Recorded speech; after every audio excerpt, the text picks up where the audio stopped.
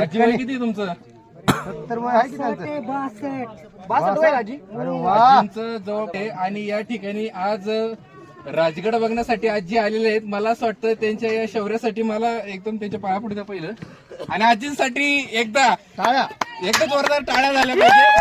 आणि आजींसाठी बोला, छत्रपती शिवाजी महाराज की जय. धर्मवीर संभाजी महाराज की जय.